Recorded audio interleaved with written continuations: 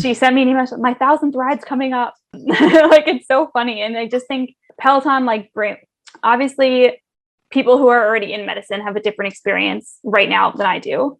Sure. But being able to bond over Peloton and like also medicine, I think is different. So that's a really nice thing we all have to share together.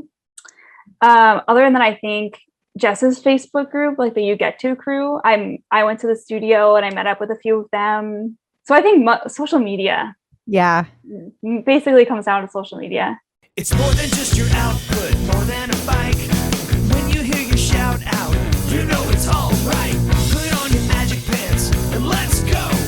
We're cruising into the power zone.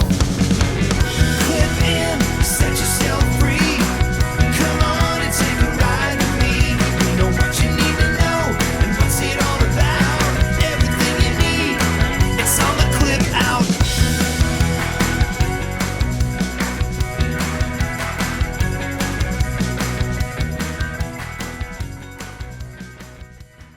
Welcome to the Clip Out Podcast, episode 226. This is Crystal O'Keefe. And this is Tom O'Keefe. Hi. Hi. So we're recovering from our busy week. We're old. We are. We are so old. We accidentally went to 3 shows in 4 days. Oh, and when we say accidentally, like it really was an accident because we bought all these things like years ago, pre-pandemic, and it got all rescheduled, and then it got rescheduled all like back to back to back. Yeah. And so then it's just like at the end of it, like we're so tired.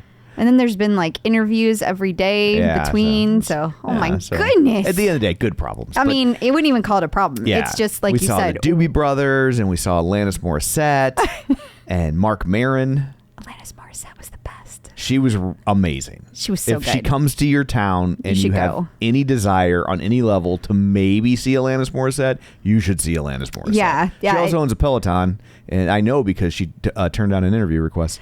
But hey, we tried. Swing for the fences, man. Swing for the fences. Everyone, like for every Alanis Morissette that says no, and trust me, there's a lot of them. You get a Snooki or an Andrea Barber or an Ellen Hildebrand. So yeah, you give it a shot. So real quick, Mark Maron. Yeah. Not even about the Mark Maron show, although it was also wonderful. Yes, it was. Just wanted to. You had to be vaxxed or show a negative test, and then we got there. We didn't realize that they wanted you to wear masks. So we get up to the door, and they're like, "Oh, you're supposed to wear a mask," and we're like, "Oh, that's fine. We're not those people. We'll go." But we're like, "Do you have masks?" Because ours are all the way back in the car, and they were like, "We don't." So Tom, you forgot to mention that we were running late because we had just done an interview, and so it had gone a little longer than expected. The show started at 7:30, and we're walking up to the door at 7:20. We're like, it was tight. So we book it back to the car. I'm a child of the 80s. We said book it. And we book it back to the car. We get our mask. And then we book it back in. And as we're getting back, and it's probably what I'd say a quarter mile. It's a good walk. Way. It was a healthy walk that we're doing very briskly.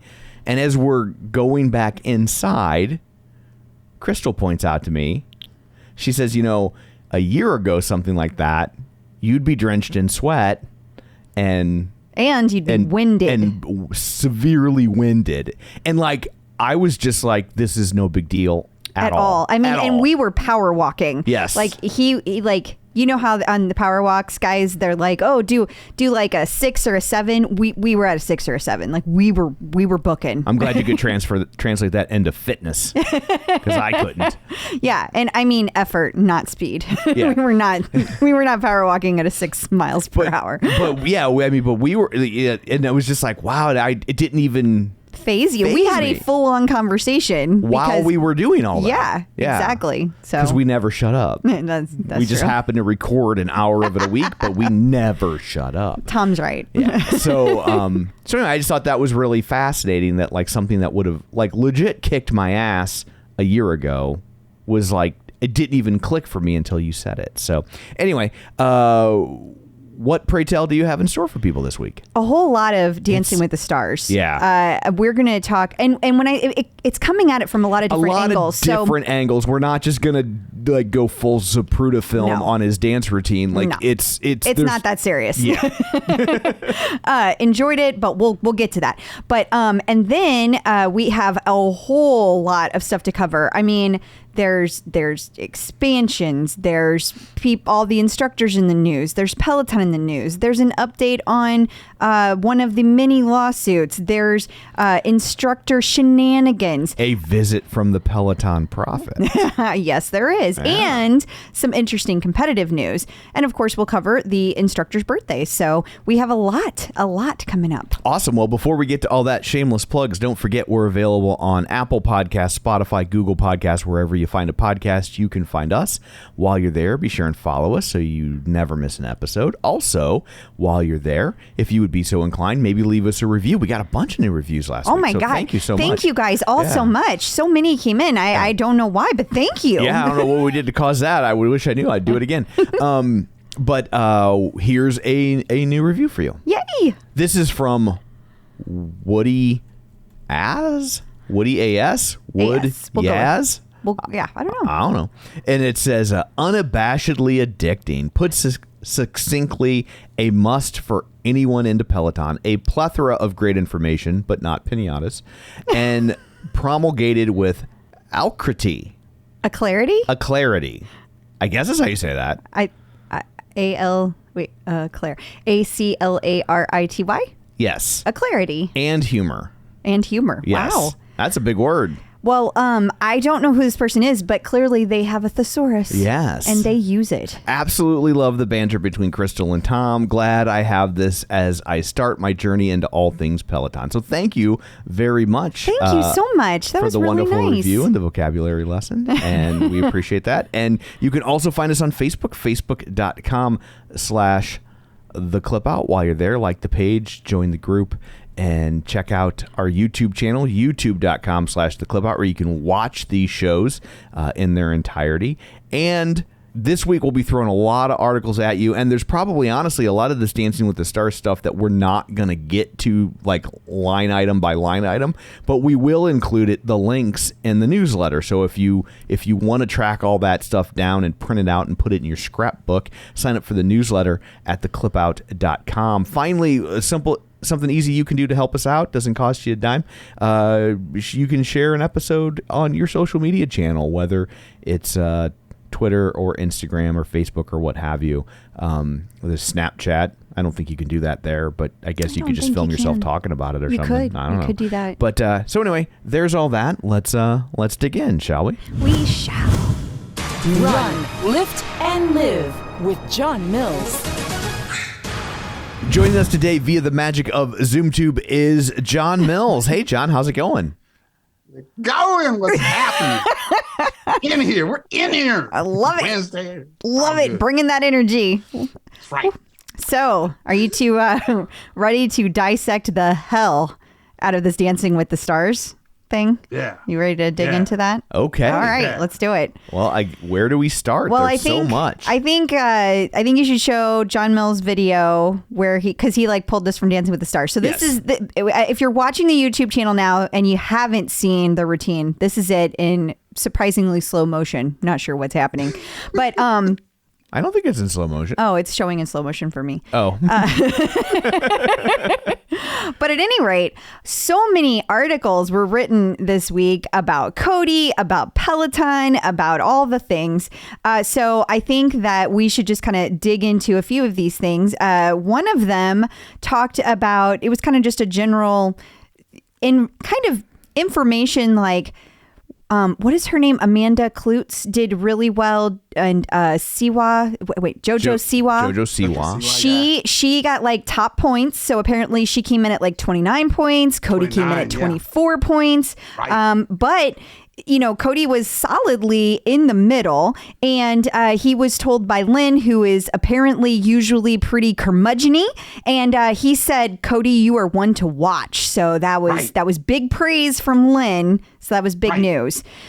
I guess everybody kind of starts off a little rough on week 1, and that was kind of where that came from. Now, I thought he was a little stiff, but I would have no room to talk. Like, let me just say that I couldn't do this if my life depended on it. So I feel bad judging anyone about their dancing. Like, he was nervous, and you could see it. He did not have his usual swagger where he knows kind of, he's like, I'm the, I'm boss, he didn't have that, but I felt like he did a great job of having his persona come across, his energy. I thought he did a great job at that. And I thought he did a great job pushing past the nerves, which is not the easiest thing in the world to do. I know that he is on camera every day, but there's a difference between being on camera for Peloton, especially at this point, like there's a comfort level there, but he's also on national television, and he's on live national television. Yeah. So like that's a level that most performers never have to contend with. So true. Right. So true. And even with that, I still like you said earlier, I still felt that Cody energy, which I think is what the judges felt, which is why they were like, "Oh, we gotta watch you," right? Yes. Because I could still feel that, but I agree with you. There was a component to what he was doing, which might just be because he just learned a new dance, and he's like, let me make sure I get these steps right. I mean, I would have been worse than stiff. I would have failed somewhere about 4 or 5 times. So him just being stiff, I mean, I was kind of impressed, to be honest. I mean, I wasn't not impressed. It's just like when you're up against all those other people, it's kind of hard not to have like, oh, well, you're probably going to have to up your game a little bit to actually win. And I know people made a big deal about the fact that he has dance history. They right? did. This is a very different kind of dancing than he's used to doing. Very good point. But I think where he could benefit in weeks to come is that as a former professional dancer, as they give him critiques, he probably has a capability of incorporating those suggestions or in a way that maybe a non-dancer wouldn't, because he's used to them saying looser, tighter, this, and do this on the 4. I don't know, but he's used to it sounded good. That sounded good. It did. It sounded like you actually knew what you were talking about. But you've been dancing too.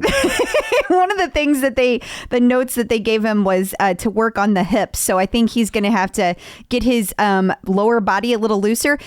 I found that interesting because with all the research I've done from a personal, I got my personal trainer certificate.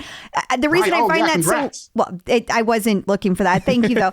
I was just saying that to give the preface that I've read that, when you're doing a lot of biking and a lot of running, your hips get tight, and that's why it's so important for everybody to stretch all the time. Well, I mean, when you're a cycling instructor, even if you do stretch, your hips are going to be tight. So even though he was a professional dancer, he has to kind of probably overcompensate for that in a way that some of the other competitors do not. So that makes a lot of sense. I'm sure that's a part of it. I really, though, do believe that as he gets more ingrained in this whole thing and gets to know everyone there better and gets more comfortable being on that stage, I think just who he is and his comfort level is just going to come out, and we're going to see that, I agree with you. Scores. And that goes a long way on shows like this. A lot of them, a very large component of it ultimately is a popularity contest. I mean, I've never really watched Dancing with the Stars, but I watched American Idol, and you would see a lot of people advance where they maybe weren't the best singer, or there were better singers on the stage, but there was something about that particular person's personality that they have a presence. Yeah, that garnered fans in a way that more than just the singing voice does. And say what you want about Cody, and not that you were saying anything bad, either of you, but he's got a personality. He has a personality. And he has that presence. Right. That's a good thing. That's right. And it's probably going to be polarizing, but in today's world, I mean, anything's polarizing. Absolutely. Everything is now. Speaking of polarizing, one of the articles that I read this week was Peloton's Cody Rigsby, either most obscure popular dancing or most popular, depending on who you ask. They were out here hating. It was mad hating this article. Turns out there were tweets like, Peloton instructors are considered a star? What? They were hating. I know. And I posted this over on the gram. And Peloton community, they did not take kindly to the hate that came from the pop culture.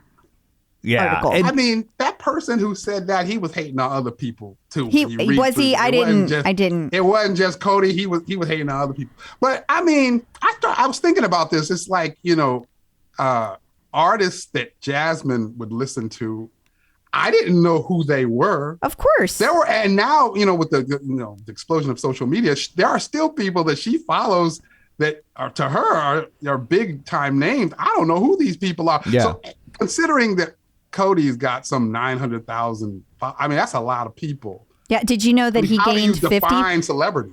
Right? One of the things that I read about him is that he gained 50,000 followers just since they announced he was going to be on Dancing with the Stars. What? And last summer, before the pandemic, he had 300,000 Wow. followers. And That's so crazy. he's gained 500,000 followers. he's tripled his followers. He has. Yeah. He has. And the thing is that as our society gets more and more fragmented from a media outlet standpoint, I don't even mean politically.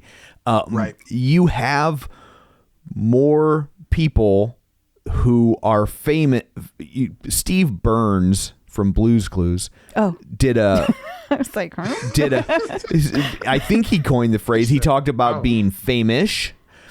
And you get a lot of famous people, right? Like, and so you get people who are very well known to certain groups or communities, and outside of that, they don't mean anything. And so you used to have 3 networks, and that was it. And if you made it onto one of those networks, your lowest rated show, 40 years ago, would do better than probably your highest rated show today. Yeah. And so, and if you go down the list of Dancing with the Stars contestants this season or any season, there's always people I'm just like, I have no idea who we're talking about. Agreed. But they're a big deal to some people. It's just not me. Yeah. Right. Yeah. And like you said last week, I mean, I think that's some of the intent of their show and platform, right? Is to, it's very calculated. Yeah. Right. Yeah. And so, I mean, I kind of, I thought that was neither here nor there. I think there's a group of people that see him as a celebrity, and the ones that don't, well, now they know who he is. Yeah, they do. Right. And they know who Peloton is because those Peloton bikes were on the stage the whole time. He was riding one whenever he came out. Big entrance. And then I was like, yeah, where the Peloton wasn't. Yeah. Tyra Banks's mouth. Yeah. Which actually sounds really weird now that you said that out loud. It actually played out. Like, right. I don't know. It's not the way I think you thought that was going to go. But yeah, Tyra Banks, when she did the intro, she tripped over herself to not say Peloton. It was that stationary bike he teaches on, the one you ride all the time. It was the weirdest thing. I was like, say Peloton, just say it, woman. When the segment started, I instantly was like, is she not allowed to say Peloton for some reason? But then he comes out on a Peloton, and then he says it in his segment. So I'm like, does she have a pending endorsement deal with Echelon or something? God, I hope not. It's going to make this super awkward every week. This is going to be real weird on stage. But does it give some greater credence or something if you describe him as a celebrity fitness instructor rather than confined to one? I didn't mind that, but I didn't mind that she said celebrity fitness instructor, but then whenever you're because he teaches on that stationary bike, that should have been the natural place to say from Peloton. And I get the idea of trying to I get what you're going for, John, when you say that does it maybe make him sound bigger to not limit him to a platform. But on the flip side, is there a bigger platform for that No. form of famousness? No. You know, I mean, like Peloton is the 800-pound gorilla, and so. I would love to know if there's a backstory as to why she did verbal gymnastics in order to not say Peloton. Maybe she didn't know if she could say the word Peloton. Like maybe it's something nobody cleared one way or another. I gotta think she's reading a cue card. She's not out there just ad-libbing, is she? Not that stuff. Not an intro. Like it's not like she's chit-chatting with one of the judges. No, that's fair. That's fair. But it didn't seem like she was reading because she stumbled over it so weirdly. That I guess it was she just, thought it was weird. I don't know. It was awkward. All I know is it was awkward. It was We're very going to find awkward. out this next week. Yeah, we're all going to be Everybody's watching. going to be listening. She's going to say Peloton. Paying attention now. Well, it was a Twitter on the Twitter because everyone was like tweeting in real time. Like, why isn't she just saying Peloton? Say Peloton, Tyra. Say it. You can say Peloton. We were all doing our Sam Kinison impersonations. Say it. And when you say we all were watching, you need to pull up the next article because the instructors, several of the instructors were having their own watch party. Oh, yeah, I could feel them in there. I know, right? They were hyped. They were hype. Yeah. So Rebecca Kennedy posted this, but I think Jess Sims was the one that originally took the video. So they're watching it, and then like you hear one of the instructors go, shh, be quiet so we can watch. And then the camera slowly pans over, and there's Rebecca Kennedy's dog eating a piece of pizza while everyone else is glued to the television. Using that moment to strike. She's like, yes, I have been waiting for this pizza. And then Rebecca Kennedy posted it and said, text Sunny to 21523 because she stole the damn show. Who's the person with the camera? I think it was Jess Sims. I'm pretty sure. I think it was Jess Sims. I heard her talking as if it wasn't her with the camera. I know. She's like, in the conversation. But I was like, isn't she the one with the camera as well? While she's zooming in on Sunny. Yeah, this is great, isn't it? She's zooming in on Sunny. It's hilarious. It is hilarious. It is hilarious. And I love that they were all gathered together to watch it and support their fellow instructor. I mean, when people talk about, is it real that they hang out, that they like each other? Yet another example of, yeah, they do. But that dog don't care. Was great to see. No. The dog's like, yeah, Cody, that's cool. Yeah. I'm going to take this pepperoni slice right quick. Thanks for the pizza, Cody. That's funny. Hilarious. It was nice to see John Michael in there. That was nice. It was, yeah. And I include him in the instructors because, you know, he's on stage with them when he does his, you know, live DJ classes. So that's right. In my head, he's one of them. Absolutely. But yeah, so there is lots more Dancing with the Stars articles that I don't think we will probably pound through just because there are so many of them. But so many. I mean, Sports Kita wrote about it, Us Weekly, Vox, lots of stuff. So, but if you want those, if you just go sign up for the newsletter at theclipout.com, they will be included in this week's newsletter. So you will, if you want to go dig into those. And if you're not sure if you want to go dig into those, let me just give you a highlight. We've got a deep dive on who Cody Rigsby's boyfriend is. We have 5 things to know about Cody Rigsby, which honestly this crew probably already knows. Yeah. And then this one I thought was interesting though. What is his worth and where did he get his wealth? And I will tell you, spoiler alert, it's all just clickbait. Right. They don't know. They're guessing. Yeah. And then there was advice from Cody on the Today Show about how to like keep your spirits up for working out. So those were I did really enjoy. One of them that was very interesting to me was the one that kind of focused on the community. Like they talked about the Boo Crew. Oh, the Vox one. Yeah, absolutely. There were actually people that were interviewed and they talked about like why Cody is like the guy. Like why is he such a big deal? Yeah, what was your take on that article? I love that they talked to Tyler Moses about it. You know, he's an admin of that group. I love that, you know, he kind of his idea of, you know, who Cody is and how he became a fan of Cody and how authentic Cody felt to him. Like everything he said kind of aligned with what you tend to hear from folks, you know, like me that have been fans of Cody. But also it talked about things that the Boo Crew has done kind of in his name towards like social justice and equity. And so I found that some of those things I didn't know about. I thought that was fascinating. Didn't the article say they had raised like $100,000 for different causes? Yeah. So they've done a lot of good.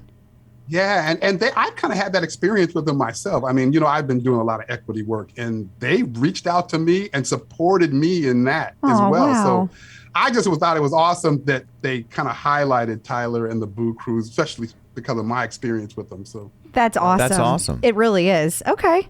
Well, very cool. Well, if people want those, again, sign up for the newsletter at theclipout.com, and you will get them delivered to your inbox on Sunday-ish. There it is. I'm adding that to everything now, just to minimize expectations.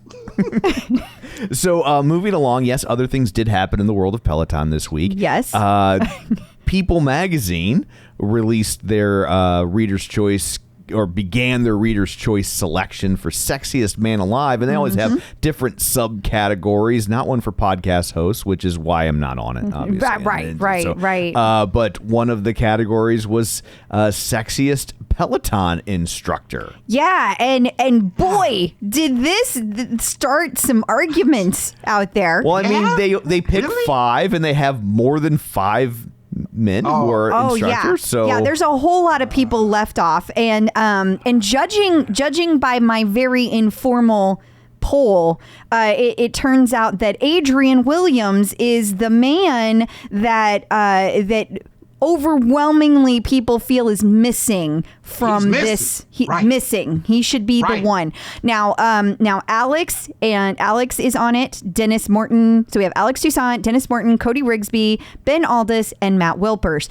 So of this group, it's looking like, again, from my informal poll, that Alex is the winner, with Dennis very, very close behind. The other 3, they did not really get as much of much attention. So we shall see if it bears out in the People magazine. But also, all the instructors that got left out, like, even though I wrote a long caption about how they weren't included, people kept voting on people that weren't there. And I was like, guys, he's not in it. I'm not People magazine. He's not there. well, your poll, Alex probably won. I gotta say, I wasn't intending to vote, but I voted in this. Okay. I thought each picture, like, you click and it would take you in to tell you more or something. But I was clicking each one and it wasn't going anywhere. And the last one I clicked was Matt. And I was just like, well, all right. So I think I inadvertently voted for Matt, because that's the last thing I clicked. Oh my gosh. So now, was that an accidental vote, or are you sticking with that vote? Matt. I love you. I can't say. I don't know if he feels better or worse that you voted for him. Yeah, I don't know. I because that sounds like a not on purpose vote. Yeah. So I'm not sure how he's going to feel about that, John. Yeah, I'm just going to leave it at that. Yeah. I voted for Matt. See, I wasn't going to share who I voted for or not. So I was zip. But John, you go ahead and put it out there. I'll be looking forward to all the hate that you will get. I will say, I think it's interesting looking at this page, the order that they have the instructors in, it changes. It does change, because when I was on this page earlier, so I could vote. Right. Because this is very important to me. Who did you vote for, Tom? I don't know. Another accidental vote for Matt. I'll vote for Matt. And Matt's going to win now because all the accidental votes. But they were in a different order, and so I think that's a nice attention to detail, that everyone's seen them in a different order, so it doesn't just like, everybody kind of votes for the third one or whatever. It's interesting because this has been the same order it's been in for me. See, when I looked at it earlier, Alex was all the way at the end. Oh, that's interesting, because the screenshot I took, it was Alex and Dennis in the screenshot, because it only showed 2 on my phone. So, yeah. But not everyone is happy about this. There are some people that feel that it is inappropriate and off topic to be talking about Peloton instructors and who is the sexiest. also there are some people that feel, where are the women? So not only are they upset that not all of the male instructors are there, we have some people that are upset the women are not on here at all. Yeah, people really have been robbed of their opportunity to objectify the female instructors. It just doesn't happen frequently enough, and I'm so sad that we weren't presented with a chance to do that. Like, did they go and look at all the categories in this? Like, I don't know why they're taking this seriously. I mean, there's literally a category here, a people category of who took the sexiest vaccine shot photo. Yeah. And there's also sexiest thirst trap. Yes, sexiest I saw silver thirst trap. So, and I'm just like, would you want to win that? Like, is that even good anymore? I'm like, yeah. Also, people were upset that Ben Aldis did not make the sexiest accent section. I know. And I say upset. Not everybody who made comments like that was actually upset. Some people were just joking. But let me tell you, people were not joking about the objectification of our Peloton instructors. There were people that were very, very, very offended by that. I guess I kind of see it like, well, why not? Why not our Peloton instructors? Like, I'm not saying we should objectify our Peloton instructors, but I am saying if everybody else is going to objectify every other man on the planet and we have him in Sexiest Man Alive and People magazine, why not our Peloton instructors? Shouldn't they get some love? I feel like most of the people that say that are like secretly mad that women complain about things like this, and so they're like, well, then I'm going to be mad because you're all hypocrites. Yeah. And it's just different. Like, you know, no one's ever told their son, when you walk to your car, put your keys between your fingers, right? Like, it's just different because it is. No. Suck it. But I'm a little bummed that there's not the sexiest iFit and Echelon and Nautilus instructor. Well, don't worry. Echelon will come out with their own like magazine. It'll be like Peeps or something, and then they'll come out with like their own categories for their bike instructors and their yoga instructors and their their fake mirror instructors, and so then you'll get your chance to vote on them. Okay. I'll probably mess that vote up too. You'll still accidentally vote for Matt Wilpers. I'll vote for somebody. In that one, I'll vote for Matt Wilpers on accident. Not on accident, Matt. No, I was voting for Matt Wilpers. I love how you talk right into the camera. So then finally, before we let you go, it has been a busy week. Real quick, you had an interesting take on John Foley's Goldman Sachs conference today. Yeah, he's working today because they had that tech crunch deal he was doing with Jennifer Cotter, and then he had this with Jill Woodward, and so that was that. I didn't do the tech crunch one because you had to pay for that. Oh yeah, that's fair. That's hard fair. Pass. Yeah, hard pass.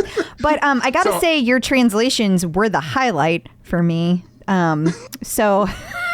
I mean, John was coming out hard. I mean, he was like real, like, I know the way I translate them are into like, a comical arrogance, but I didn't see them that way. I just saw them with just definitive confidence about their strategy and their direction. Yeah. Right. It was like very definitive. And so I loved it. I loved it. So then I just, of course, translated to how I would have said it. How you would have said it. How I would have come out had I been John. Okay, so I'll read the part of Foley and then you read your translation.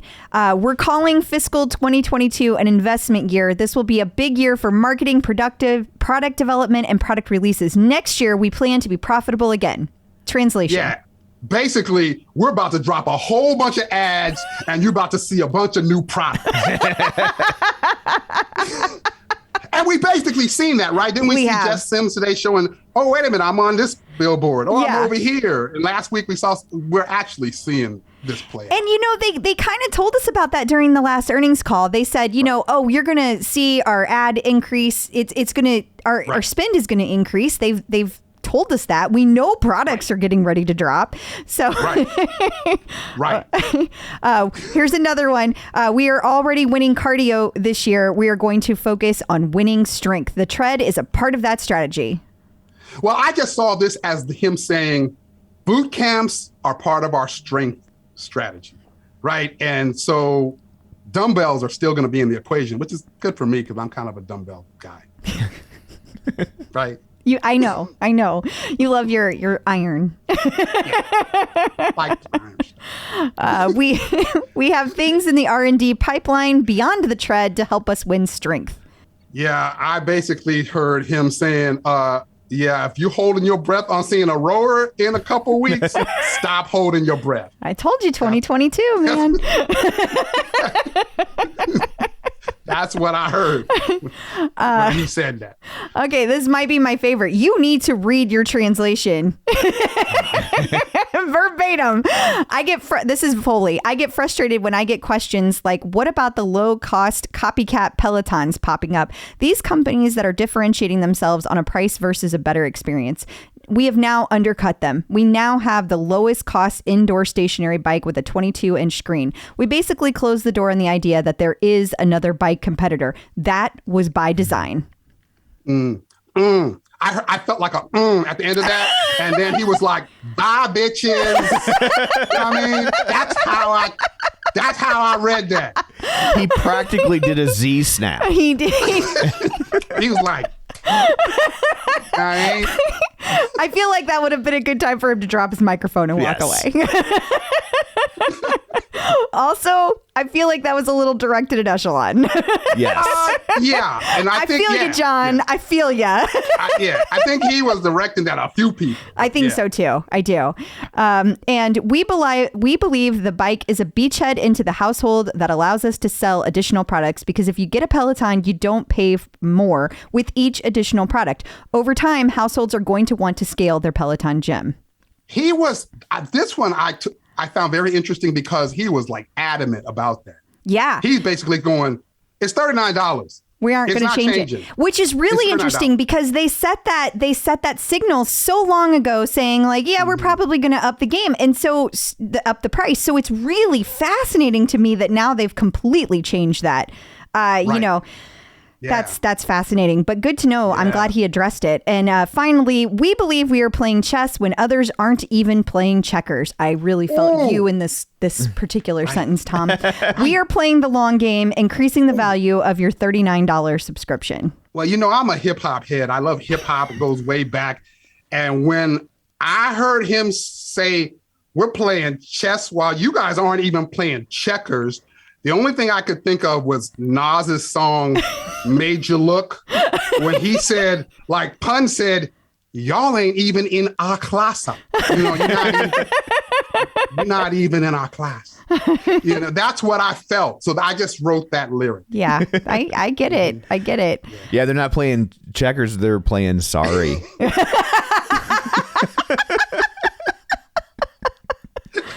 Well, I mean, those are pretty big fighting words, though. Pretty big fighting words. So, you know, I will be interested to see what comes next, because a lot of these other competitors have been really coming hard for Peloton. Yeah. They've been throwing a lot of shade. They've been saying a lot of shit. It will be interesting to see what they do with that. And are they even paying attention? Are they watching that kind of thing, you know? Oh, they're watching. I think so, too. There's no way they're not watching. Yeah. Right. I mean, he felt the way he was talking, like he felt like by that $400 drop in the bike price, like he feels like he just put the squeeze on some of these people. I think he did. I think he did. They're feeling it. Yeah. So when he was talking, did he have the smirk? You know, the smirk I'm talking about. Like, was it a smirk or was he a more serious John today? I don't know. Okay. He was serious John today. Okay. Yeah. Okay. Jill Woodworth was Jill Woodworth, and, you know, very informative, you know, smiling, make you feeling comfortable. And John was just like, look, you know, it was this is how it's going to be. Look, it was just very like, yeah, I was with it. I was a fan of that. I'm a fan of it. I mean, he needs to tell these guys, you better back off. He's like, I'm here to drop some truth bombs. Oh, yeah. If you haven't caught it, it's still out there. Yeah. Now I'm going to have to go watch the whole thing because I got to see the expressions for myself so I can feel where he's coming from. Yeah. So that was a good one. I loved it. Okay. Awesome. Thank you so much. Yes. And thank you for joining us again. Until next time, where can everyone find you? On Facebook, they can find me in my group or page, Run, Lift, and Live. They can find me on Instagram, Run, Lift, and Live, or at runliftandlive.com. Awesome. Thank you. Cool. Talk to you guys later. See you later. Bye. The Clip Out. So, Tom, Yes. do you ever feel like you want to punch something? Something or someone? Yes. I have an idea. Okay. You should try out the Fight Camp, because Fight Camp brings the boxing and the kickboxing gym right to your home with full body workouts that you'll actually look forward to, and a freestanding punching bag that can take your hardest hits. And Fight Camp is made for beginners to experienced boxers all the way along the spectrum. If you want to box at home, there's several different paths you can follow that teach you the skills along the way, paired with workouts to reinforce all the new things that you're learning. It also comes with all the gear you need to box at home. So you get a freestanding punching bag, boxing gloves, quick hand wraps, and their unique punch tracking sensors that challenge you to hit the minimum amount of punches each round and allow you to track your boxing and kickboxing journey. Learn from 6 highly qualified trainers, all with real fight experience, ranging from pro MMA fighter and a mother of 2 to a kickboxing champion. You can pay for your Fight Camp over 24 months for less than the cost of a boxing gym and get it right away. Plus, Fight Camp offers free shipping with a 30-day money-back guarantee. Just go to joinfightcamp.com/clip. To get free shipping on Fight Camp, go to joinfightcamp.com/clip. Joinfightcamp.com/clip. Getting the psychological edge with Dr. Jenn. Joining us today via the magic of ZoomTube is Dr. Jenn Mann, licensed marriage, family, child therapist, and sports psychology consultant. You may know her from VH1's Couples Therapy with Dr. Jenn or VH1's Family Therapy with Dr. Jenn. Her long-running radio show, The Dr. Jenn Show, she's written 4 best-selling books, including The Relationship Fix, Dr. Jenn's 6-Step Guide to Improving Communication, Connection, and Intimacy. It's Dr. Jenn. Welcome. Hello. So our next question comes from Kelly Ann Backus, and I really think that you two need to meet because she has an adorable cat and you have an adorable cat, and I think you guys would just have kitty friends because they're very. Your kitty. Is her cat out with her like Emmy does? Her cat is the only cat that we've ever had during an interview actually like crash the Zoom. Like it came at the camera and knocked the computer over. You know, like a cat that would get along really well with my Emmy, who loves a good Peloton workout. I see. I think she does. So, okay. Yeah. Well, Kelly she's been struggling with an injury and a deep bout with advanced anxiety and depression. She felt like her doctors weren't listening to her or helping her change her medications. Because of all this, she's fallen out of her routine and she's looking for the best way to get back into one. She starts up, she'll have a good day, and then she'll have a busy day at work, and then she'll stop for a few days. So she's done things like she's still doing standing yoga and stretching regularly, but when she wants to get into, let's say, outdoor walks and riding 4 to 7 days a week, she's having a lot of trouble getting to that point. Well, first I want to congratulate her on doing the yoga, the standing yoga, the stretching. That's wonderful. When you're struggling with depression or anxiety, just doing that can be incredibly overwhelming. So I think that she's actually more ahead of the game than she gives herself credit for. And I think that, she also may be at that place. I read a really interesting study about people who exercise regularly. And I know we've talked about this a bit. And what they found was that the people who exercise regularly over time, when they exercise, they feel like they get endorphins. They love the way they feel afterwards. They have joy while they're exercising. It's a positive experience. They love it. And the problem is when you are coming off of an injury or when you're really depressed or anxious, a lot of the time you don't get that endorphin rush until you've been doing it consistently for a while. So she has that to look forward to, but right now she's got to assume that that's not going to happen.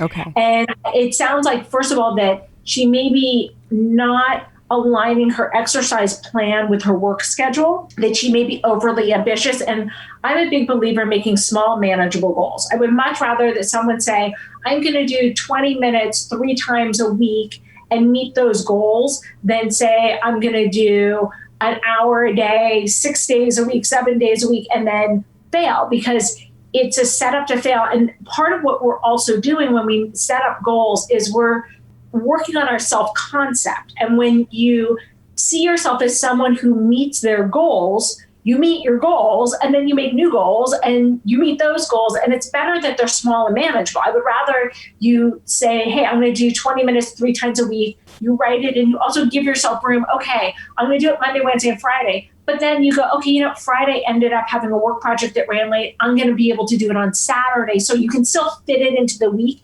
You give yourself some wiggle room so that you can set yourself up to succeed instead of setting yourself up to fail. So I think that that's really a key thing. I also, it sounds like her doctors haven't been taking her seriously, and I'm a little unclear whether she's found some new doctors who are paying more attention, but I hear this a lot. And it's very important, and I hear this in particular with women as patients, even more so than men a lot of the time. And I think that there is a bit of a gender bias that a lot of the time I hear this from clients and from other women, like, hey, my doctor didn't take my depression seriously, or my gynecologist didn't take this symptom seriously. And it's important that if your doctor isn't listening to you, find another doctor, find 10 different doctors, like whatever you have to do, go through your insurance list and like go and until you find the right doctor who pays attention and takes this seriously and is ready to help you, keep going. So, because also just being alone and feeling like people aren't listening to your symptoms, taking it seriously, can add to the depression and the anxiety and exacerbate it. Absolutely. I would say also that might feel exhausting when you're anxious and depressed. It might feel like, oh, now I have to go find another doctor on top of everything else. One more thing to add to your list. Yeah. But all the more reason to really advocate for yourself because. Exactly. Yeah. Okay. Well, that is very helpful. Okay. Well, good luck, Kelly. We're rooting for you. And your cat. And your cat. Small, manageable goals, Kelly. Keep it small and manageable. Awesome. Well, thank you so much for taking time out of your day to join us. Until next time, where can people find you?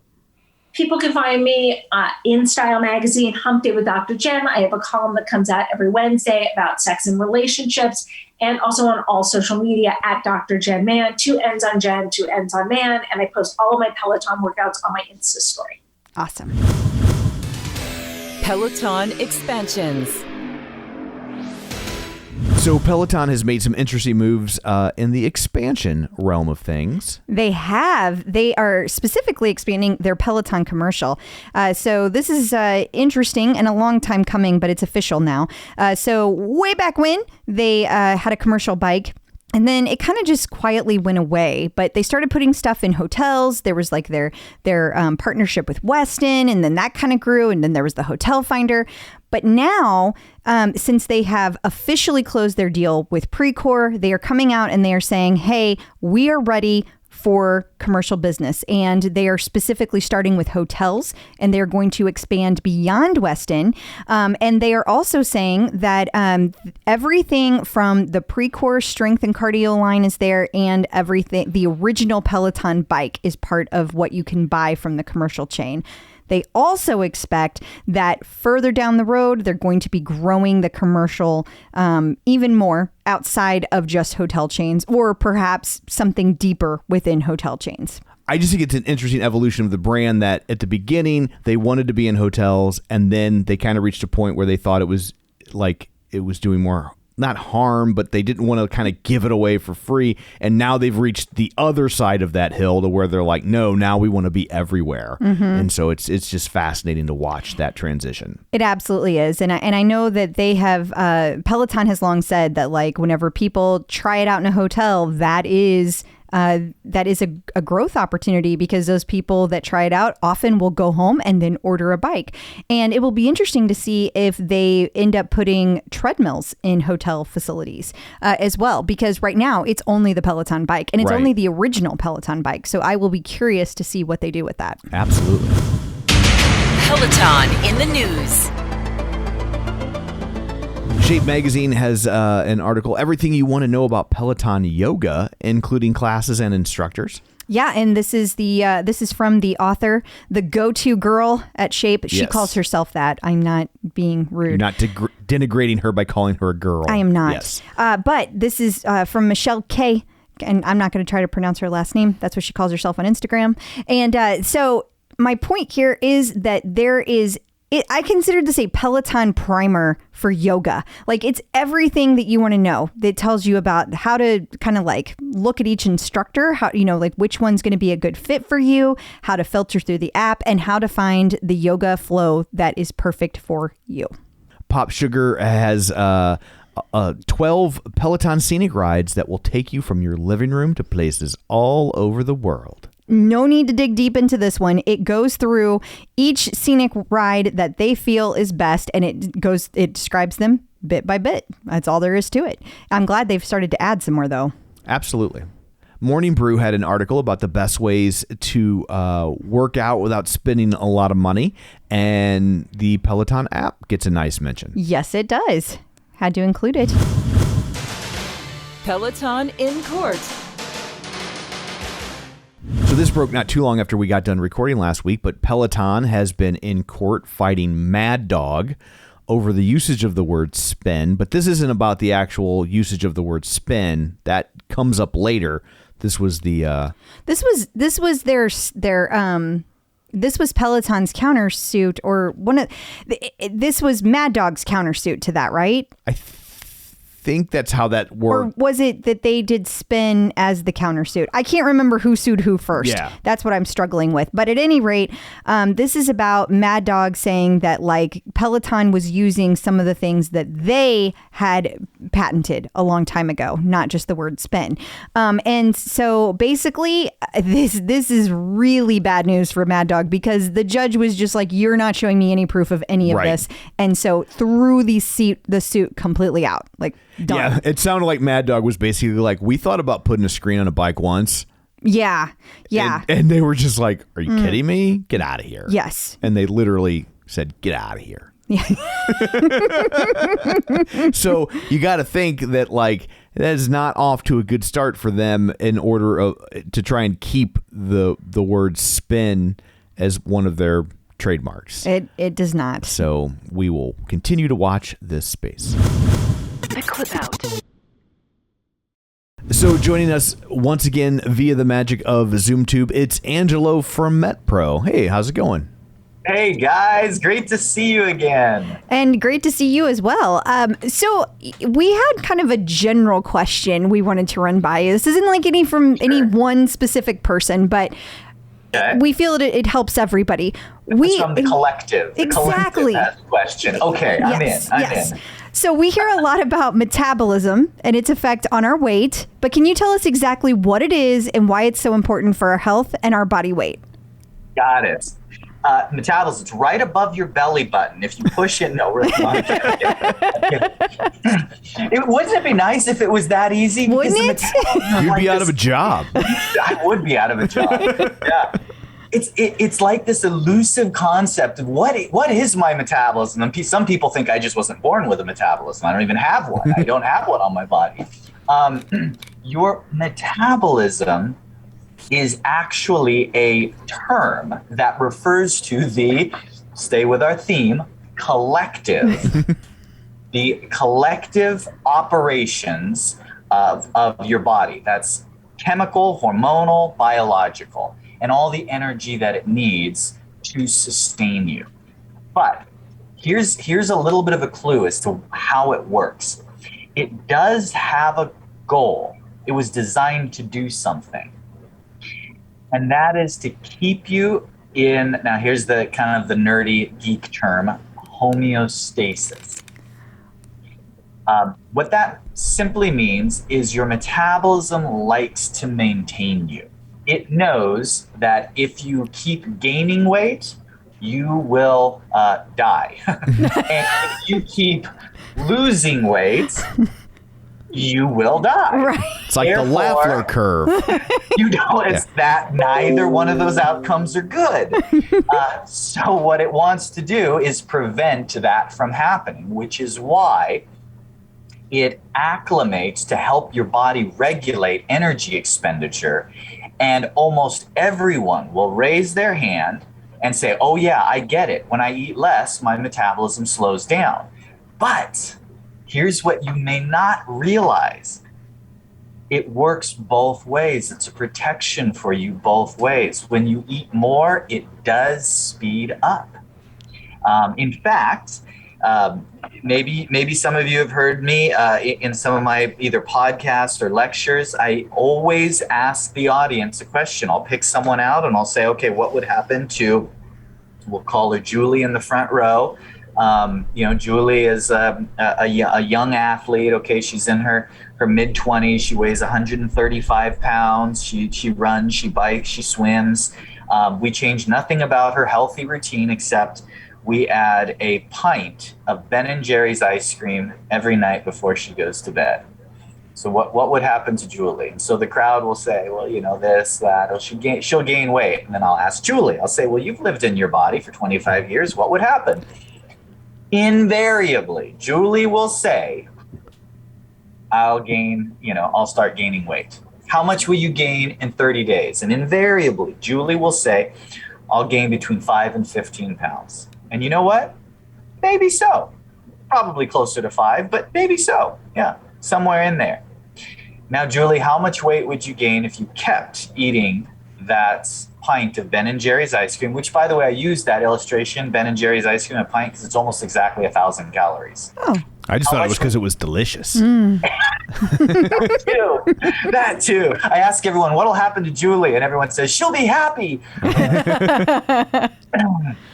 So there's the pint of Ben & Jerry's ice cream, 1,000 calories a night. What happens, Julie, if you eat that Ben & Jerry's ice cream every night for a year? How much will you gain?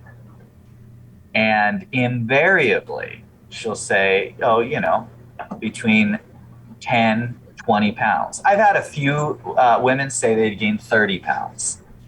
I really never had someone say more than that. Huh. And then I'll ask the audience, what do you think? Is Julie going to gain more than 30 pounds? And they're going to say, no. Maybe 35.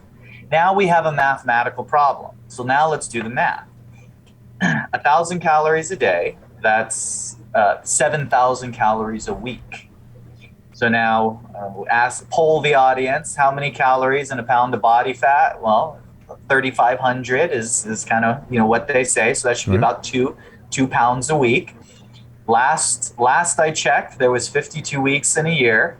So how many pounds should Julie gain? Anyone here think she's gonna gain 104 pounds? Almost doubling her body weight? I don't think so. No. I actually did this lecture once in a room of nothing but doctors, physicians, surgeons, and I asked them the same question, and not a one of them. I said, so then the conclusion is Ben & Jerry's speeds your metabolism? And there was chuckles, but the room went quiet. But it's true. It is true. Because don't try it at home. Right. You're not going to like the outcome. But that's where it gets complicated, that it's not just calories in and calories out. Correct. Okay. Correct. But see, what I'm doing is I want to establish that the metabolism is this moving entity. Yeah. That moves predominantly, not whether or not, my diet's healthy and I added this supplement, or I'm taking this vitamin, or I eat this, I eat an avocado 3 times a week and I always get fish oil. All of those are good things. Your metabolism doesn't care. Unless there's some sort of dysfunction and that you're trying to address. But assuming you're healthy and you're not deficient in anything, your metabolism's job is to keep you alive despite fluctuations in your intake level, which is why people can exist overeating and people can exist undereating, because the metabolism acclimates. But that doesn't mean the person who eats a pint of Ben & Jerry's ice cream every night isn't still going to gain weight, isn't still going to have a negative outcome. It's just not going to happen at the pace that the math pencils out, because in addition to that, I'm gaining, 2 pounds a week, the metabolism is going to kick into gear and do its job and start to rev up to try and stop that. Because if you keep gaining 2 pounds a week, you're dead in less than 2 years. Whoa. So it's going to stop that. Same thing works the other way around. This we all can relate to. I dieted and I lost 10 pounds and then I stopped losing weight. Why? I was eating everything I was supposed to. Well, no, I read the book and they said eat more of these fruits and vegetables. So no, I read the book and it said eat keto. And no, I read the book and it said eat only on days that start with the letter T. And no, I read the book and it said eat only after 1 o'clock in the afternoon. Oh, I read the book and it said that I should only eat foods that have this micronutrient in it. Anything you do, your metabolism has a job. And that is to acclimate and get used to it and find a way to stop you from continuing to gain weight or continuing to lose weight. So there may be nothing wrong with those approaches. Every one of them may work. But if your metabolism is successful, meaning you survive the diet, it's going to stop your weight loss at some point or your weight gain at some point. And that is why, we named the company Metabolic Profiling, because I found that's the key. You have to understand where your metabolism is so oh, I can actually cut a little farther and lose a little bit more weight because here's where my metabolism is at. Or no, I can't cut anymore. My metabolism is on the bottom rung. I got to climb up a little bit first. Then I can do another cutting cycle. And it's not that hard.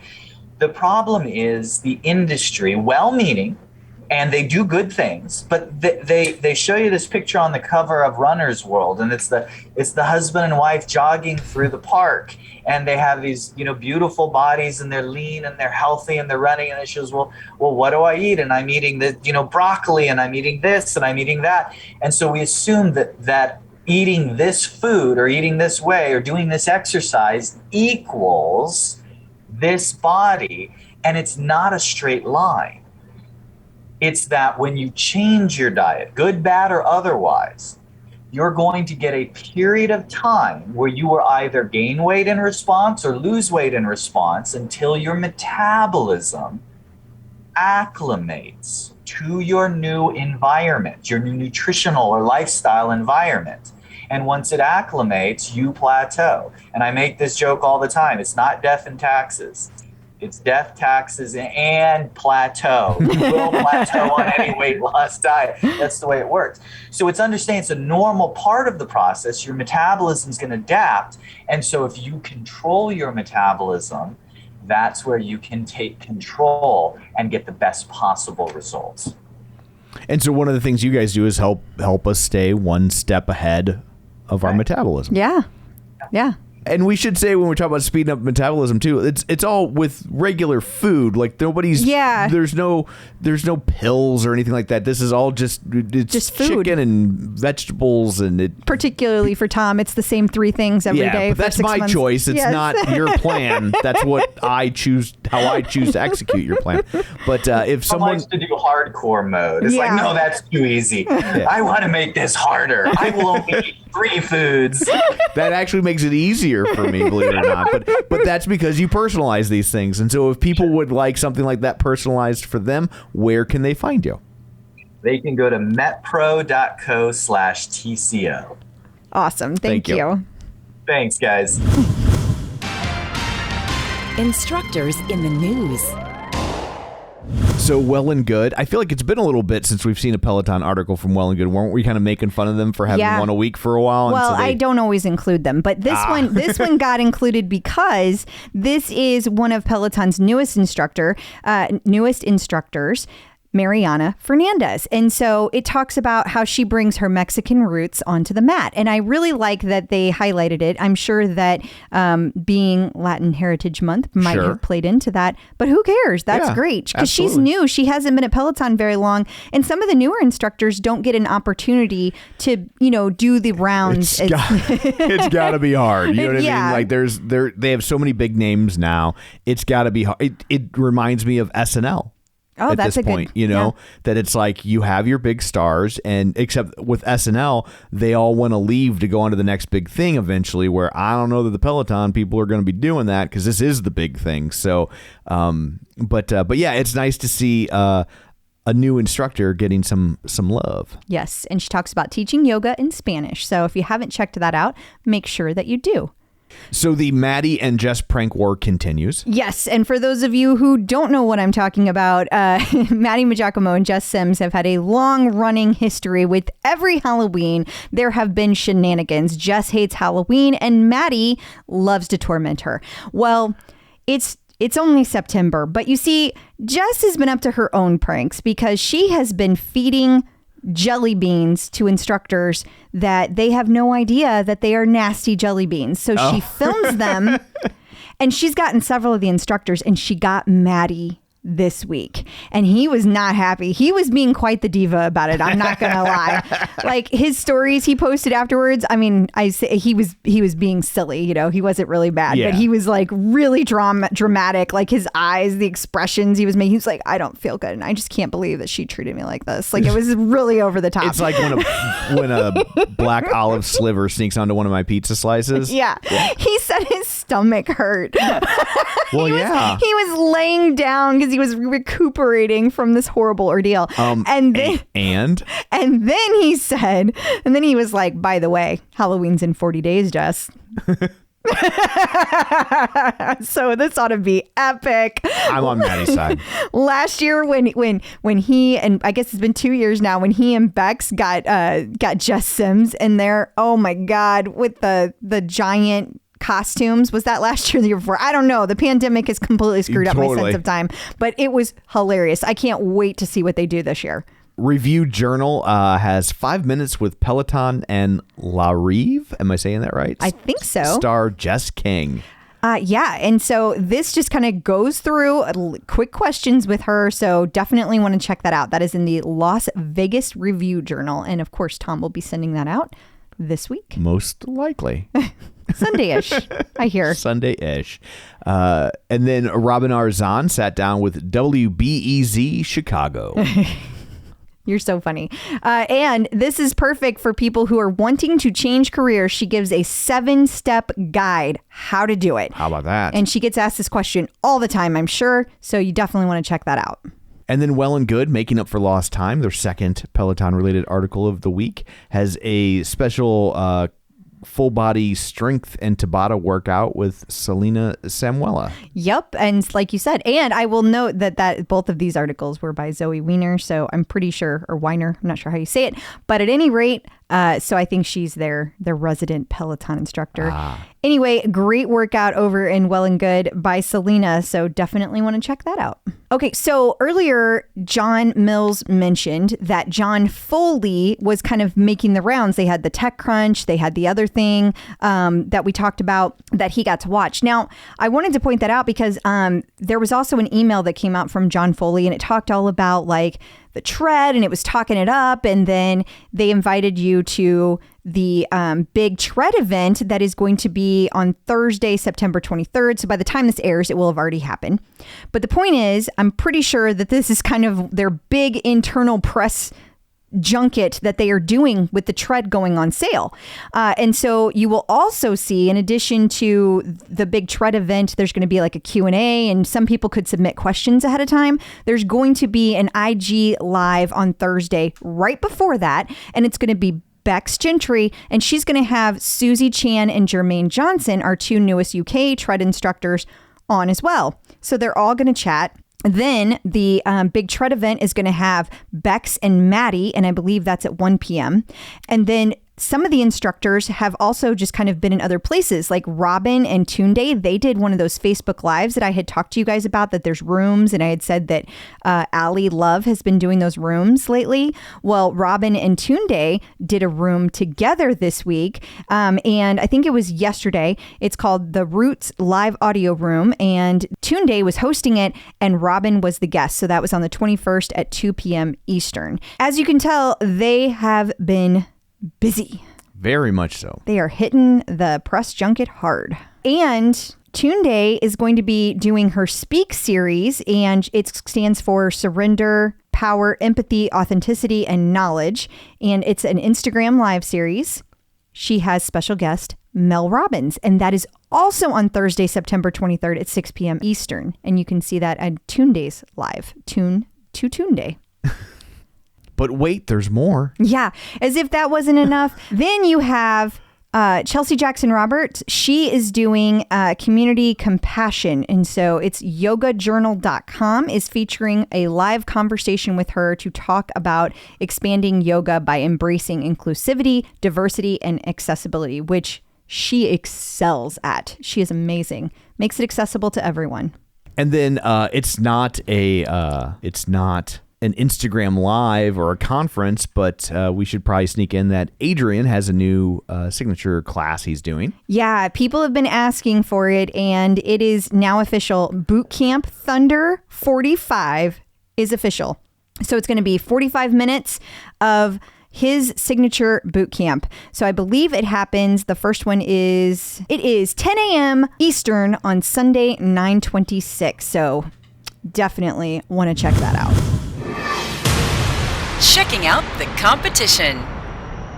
There's quite a few interesting stories from the world of Peloton competitors this week. First off, Lululemon says the Mirror CEO is stepping down. Yeah, so the founder of Mirror was Bryn Putnam, and she is no longer going to be the chief executive of the connected fitness company. So Lululemon is now looking to find a successor, but Putnam will be continuing to serve as an advisor to Mirror until next July while they conduct that search.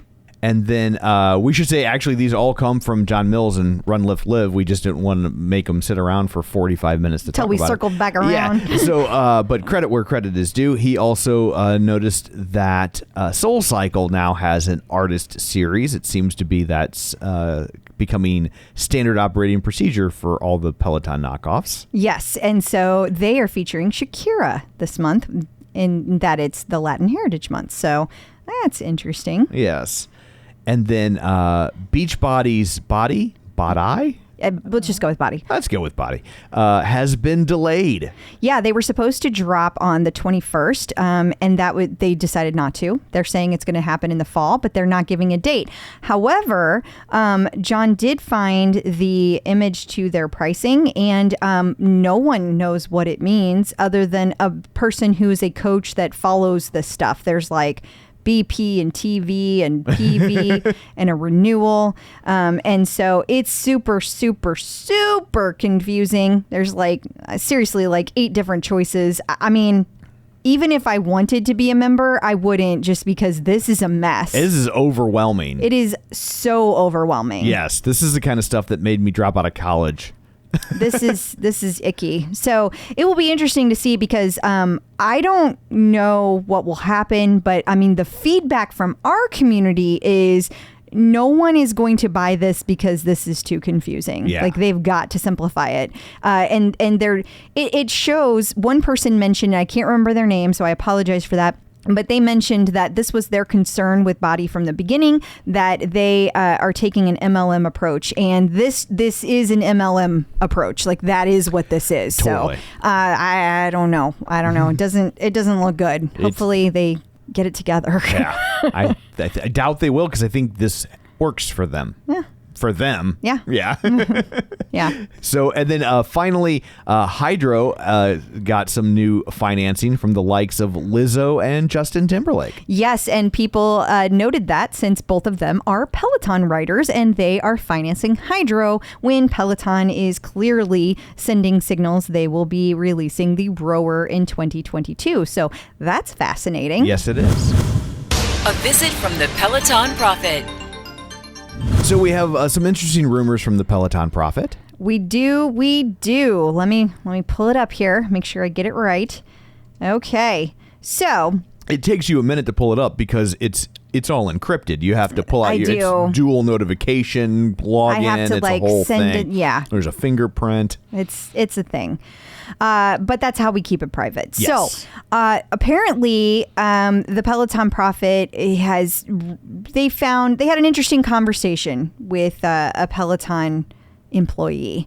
And this employee said that Peloton is working on some milestone gifts for if you have 1,000+ classes. Wow. And apparently, supposedly, yes, an Australian studio is close to at hand. Wow. Just wanted to share that. Oh, Okay. I forgot one. I was going to say, I thought sorry. there was a third one. I'm so sorry. They're also looking at creating studio experiences in hotel gyms. I think that's the one that fascinates me the most.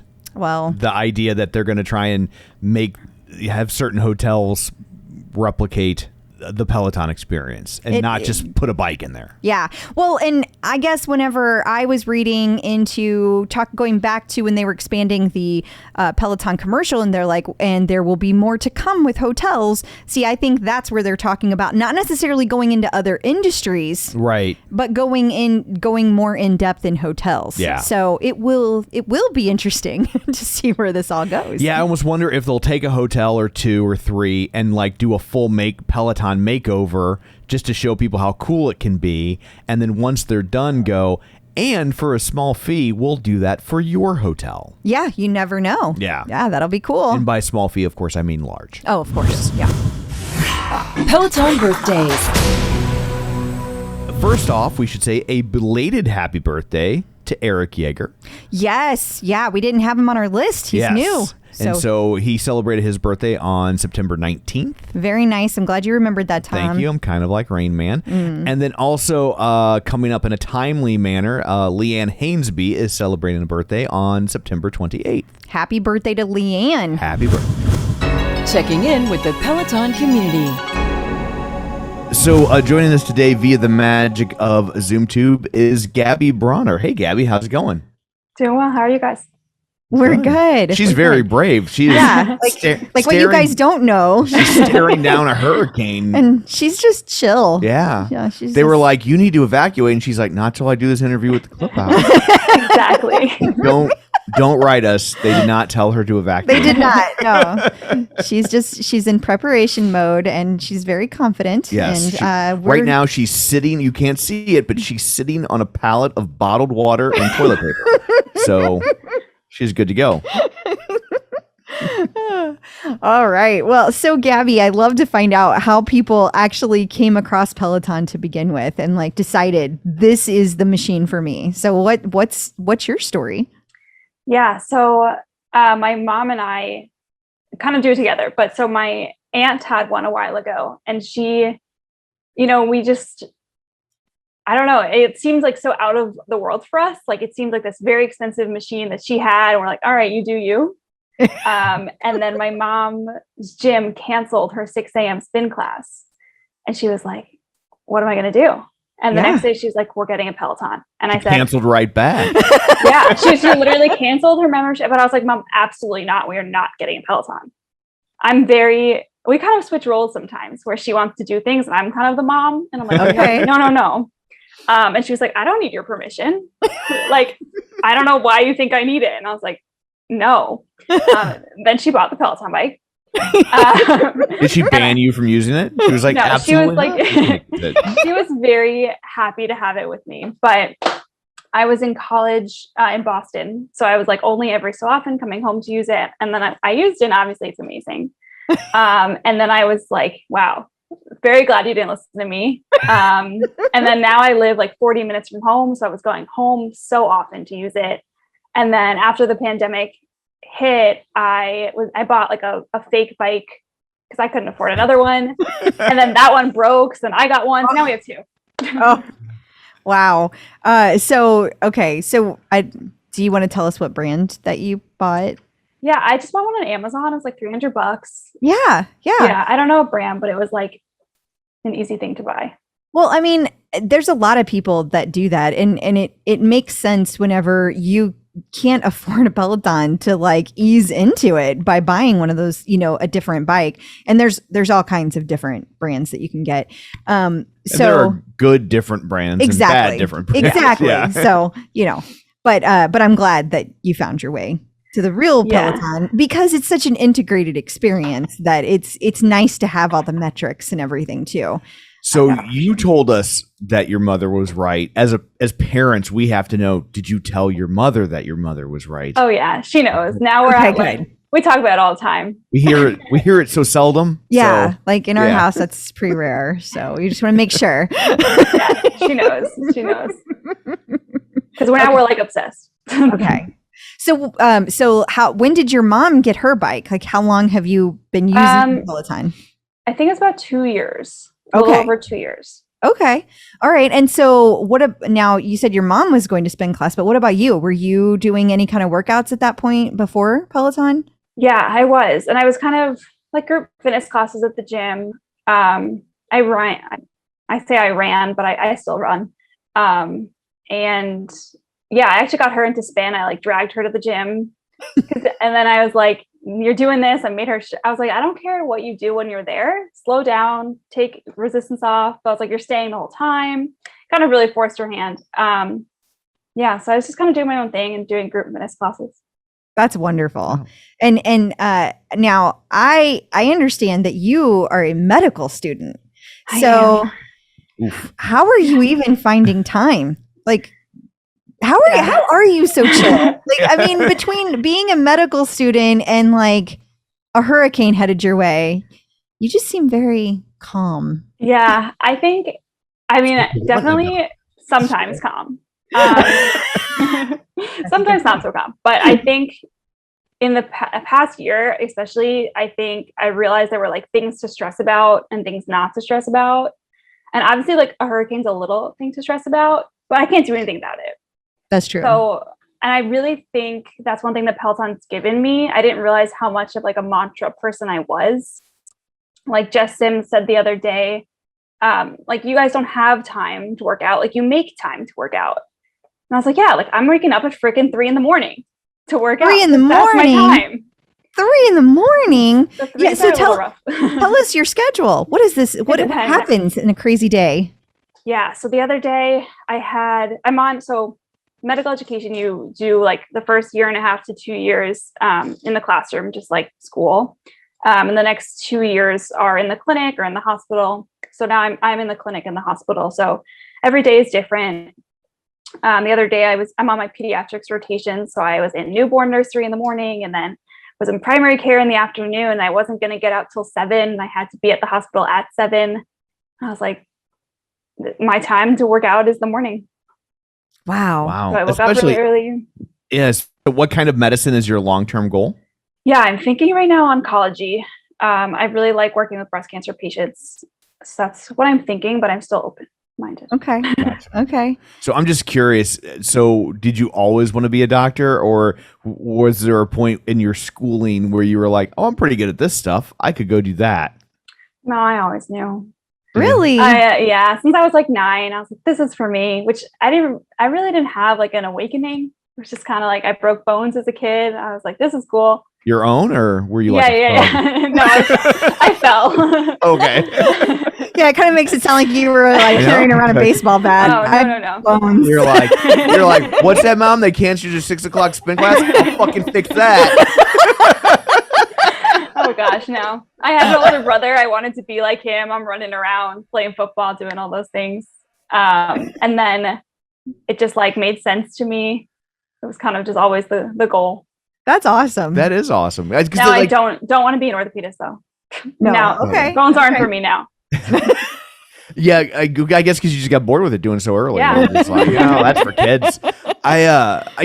There's so much responsibility with being a doctor. Like, and so I'm always kind of fascinated by like when someone makes that call.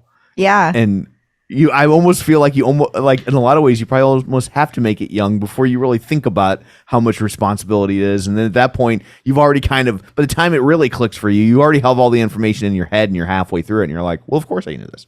So yeah, I debated, there's a lot of new medical like training pathways, being a PA or an NP and all these things, which are great professions and like have great benefits on their own. Mm-hmm. But I had decided so young and like, this is what I was doing.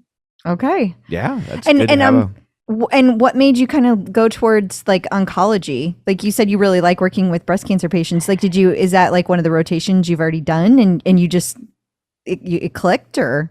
So I went to Northeastern in Boston and it's like a 5-year undergrad program where you work for 6 months at a time, full time, instead of going to school. So you don't pay tuition and you get paid.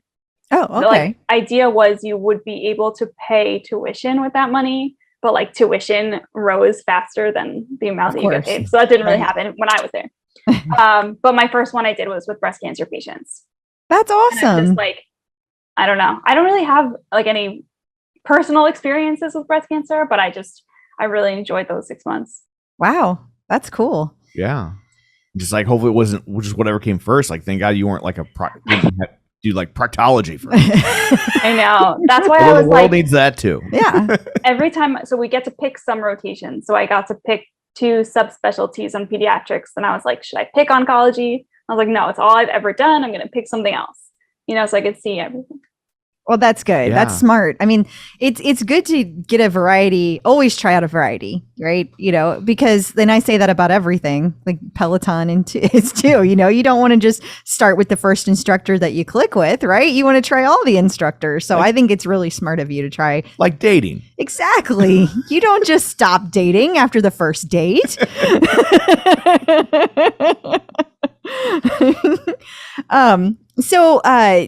Now, what happens next in your medical, like the long term? I don't really know that much about it. I just know that doctors have to go to school forever. So, like, how does it work?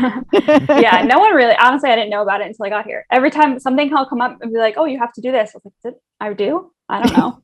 They just keep adding years on. I don't know. I added an extra year because I decided to get a master's in public health. Which actually really worked out because I was basically, long story short, COVID hit while I was on rotations. And because we're medical students and we're paying to be there, they pulled us out. They were like, you don't have to be here. And then it was like, we don't know what's going to happen to you. You have a mandatory 6 weeks off, but like it may be 6 months, unclear. So I decided to hop into my master's year for a year instead of, so I interrupted, which was honestly nice. I got to do Zoom school for a year, got to let the hospitals cool down a little bit. We didn't want to be burdens to anybody. We wanted to get the best education we could. Yeah. So all that to say, now I'm back on rotations after 15 months off. And now I'll finish these in February. Okay. And then I will take 2 or 3 months off to study for 2 board exams. Okay. So that'll take me to April of 2022.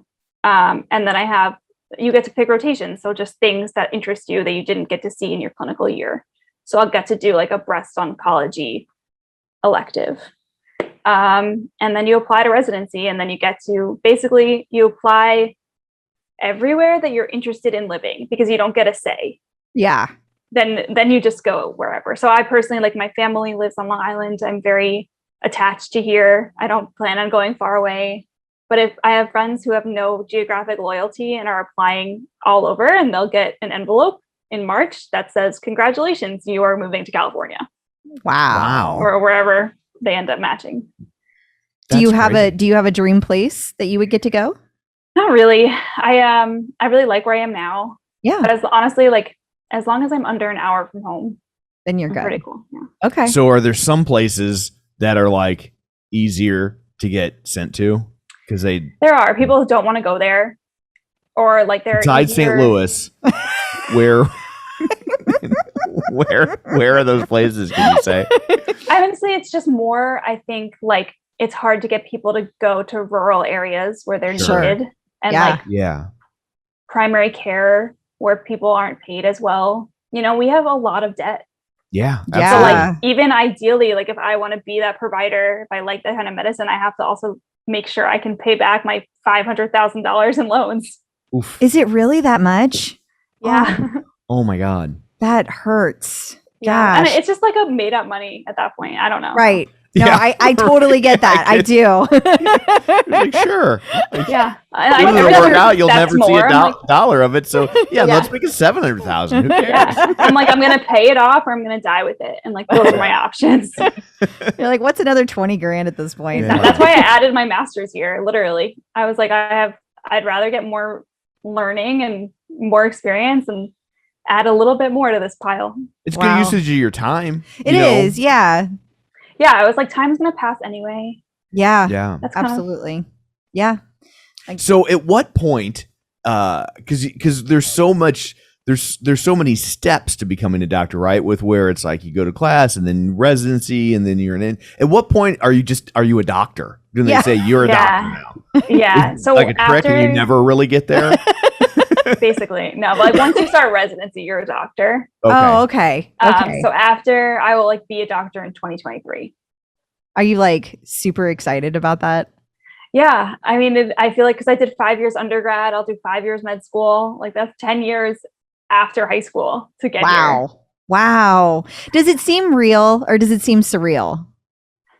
I think a little bit of both. I feel like I've worked so hard that it does feel like it makes sense that I'm here in a way. Yeah. But also the fact, like, my family's not medical. You know, I've never seen anybody else do this. And I'm 26 years old, but like, I've never been an adult. I've been a student my whole life. Yeah, So no, I get that- that. Like Yeah. that kind of part where like, so I posted the other day on Instagram because I think it was my 3:45 wake up day. And I was like showing people that, you know, what Jess basically said was that I made time today. But I was like, listen, I haven't folded my laundry in 8 days.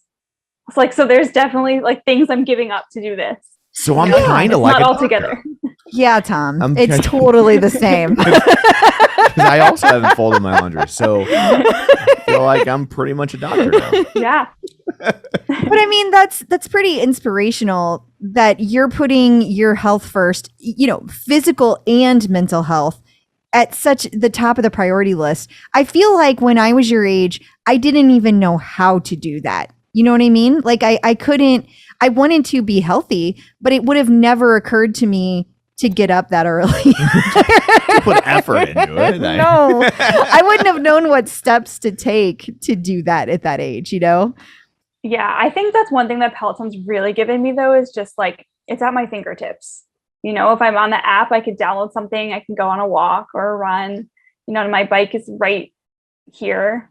And I think just like, obviously there's so many communities within Peloton that I say like, hey, want to work out at 4 a.m. with me? Sure. You know, Does that help you? Does that keep you For accountable? sure. Yeah. And you know, I met people in a Facebook group. We have a group text. We text literally all the time. And we'll send our stacks and say, okay, we'll see you tomorrow. And we're all in different time zones, but it's even if we're not at the exact same time, I'll be like, I knew you did this class today, so I'm going to do this class today. That's awesome. Yeah, that's cool. I love that. You guys have your own accountability group. Yeah. Honestly, you guys understand, but like when you tell people who don't Peloton and are like, oh my God, cool, will I shut up now? No, I cannot. I cannot shut up. Like, I'm so sorry. What do other people you're going to school with or that you're in the rotation, like do they Peloton or are they like, you're insane? What do they think about it? I think there's a mix. Some people Peloton, but they still think I'm a little insane. And some people are just like, I don't get it. And I was like, you won't get it until you do it. I didn't get it when my aunt had the bike. My mom and I were like, let her do her thing, and now we all do it together. That's so we'll like cool. FaceTime and do it all together. Aww. So do you feel like as a medical professional, you end up taking your personal health more seriously than you would otherwise? I mixed. So I think I obviously see what the downturn health can take if you don't take care of yourself. Mm-hmm. And I just think in general, I know I'm the best person for myself and for my family and my patients, like when I take care of myself. But I also don't know if my medical training is the main driver of that for me. Okay. Gotcha. I think I may sense. have been like this before. But it was so long ago, you were not. Yeah, if I don't know. Yeah. But it definitely, I think like we do control a lot of our health. You know, obviously there are things we can't control. Right. But so I mentioned my mom a bunch, but she lost 50 pounds. Oh, wow. And she was like she has a new grandson. And I was like, basically, like, do you want to be there for him? It's like, we want you to be. So then she, like better eating and better working out and all these things. And I was like, this is what you have to do. Aww. Wow, that's awesome. Now, do you guys just do the bike content or do you do other Peloton content? Oh, we do it all. She said that like in a dreamy way. I Like, know. like when you talk about John Stamos. I know. I love it. It's the best. We did every Saturday we'll do Jess's boot camp. Yes. Actually, so I obviously just have a bike, but at home, so I can't go home every weekend now that I'm on clinicals. It's not feasible for me to drive 40 minutes each way and like spend time at home. So she'll do it on our treadmill at home and I'll do it on my bike here. Aww. And I use my power zones to get the efforts. And we have a whole group where we do like a scenic ride on the bike and then put the boot camp on an iPad and like have a whole setup. And we FaceTime through the whole thing. So I can yell at her and be like, Mom, Jess said it was not a 54-minute boot camp. And pretty soon you'll be able to be like, and I'm a doctor. Oh yeah. Yeah. She really waiting for listen. that day, aren't you? Oh my gosh. I think my parents, like I said, because they're not medical, they really do listen to me. Not that I know everything, but I can like look up things and be like, this is really what I think you should be doing. But yeah, we do boot camps and I'm trying to get her into strength. I like the runs a lot. I don't know how I ever ran without Peloton before.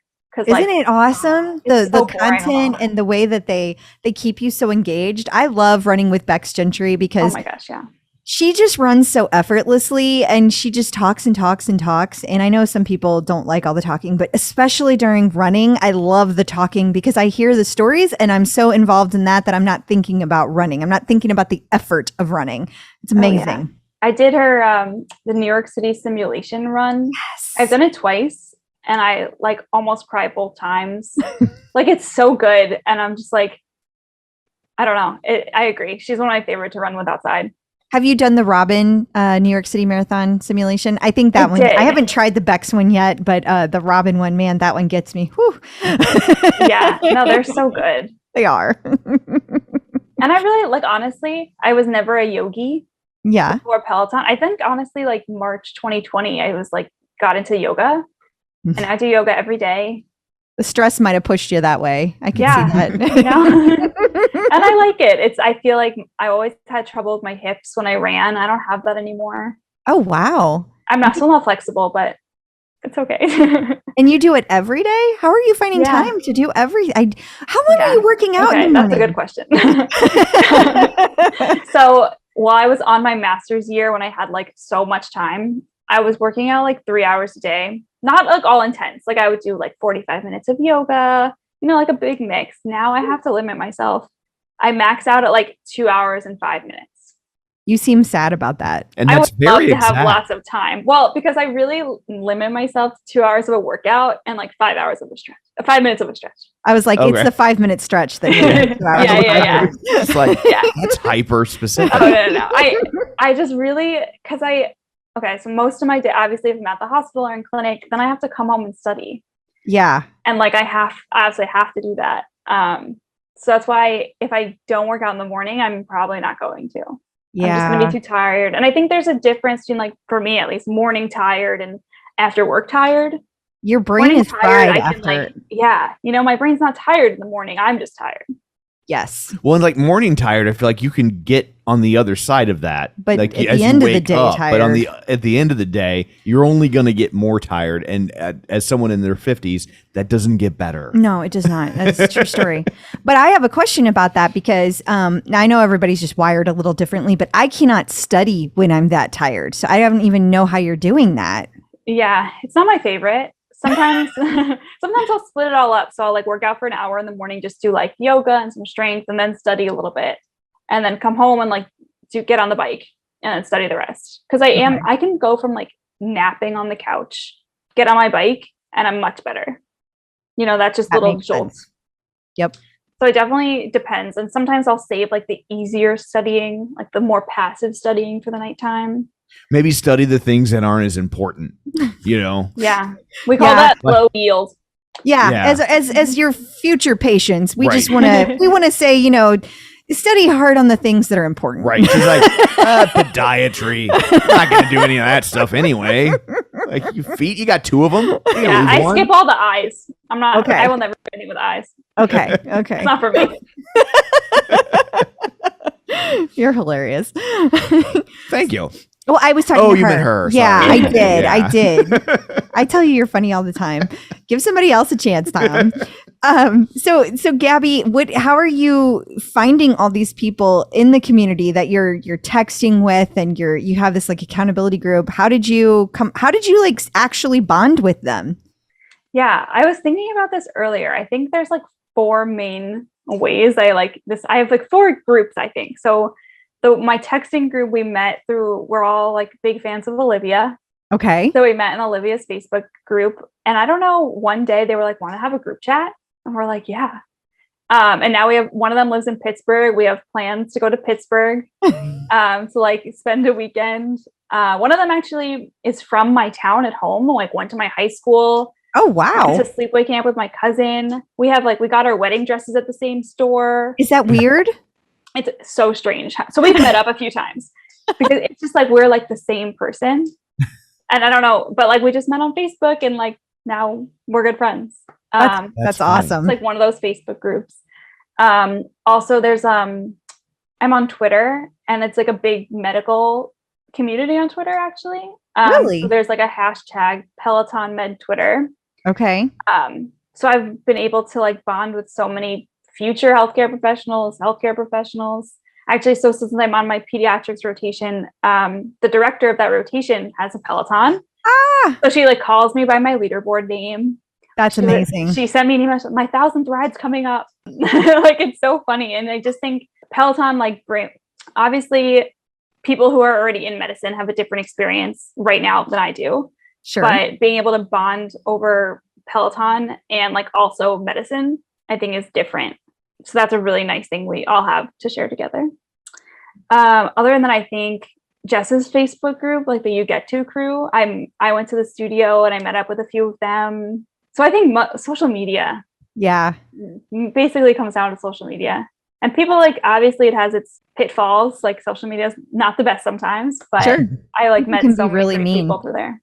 Yeah. There's a lot of amazing people in the Peloton community. So that makes total sense.